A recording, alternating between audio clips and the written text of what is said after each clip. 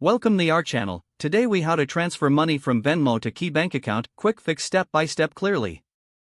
Open the Venmo app on your mobile device.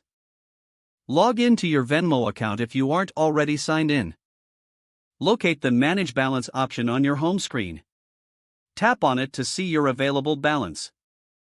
Select the Transfer to Bank option. Choose your linked KeyBank account from the list of available accounts. If you don't see your KeyBank account, you may need to add it under Settings. Select the amount you wish to transfer. Choose between an instant transfer or a standard transfer. Instant transfers usually incur a small fee, while standard transfers are free but may take 1 to 3 business days. Review your transfer details for accuracy. Confirm the transfer to initiate the process. You will receive a notification once the transfer is complete. Check your KeyBank account to ensure the funds are received.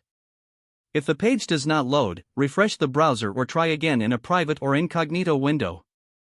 Make sure you are using the correct email address, then retype it carefully to avoid small typos. If your password is not accepted, use the reset option and create a new strong password you can remember.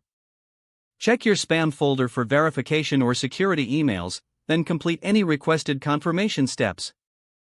Enable two-factor authentication if available to improve account security and reduce unauthorized access risk. After signing in, review your profile details so your contact information and settings are accurate and current. If you see an error message, note it down and try again after restarting your device and internet connection.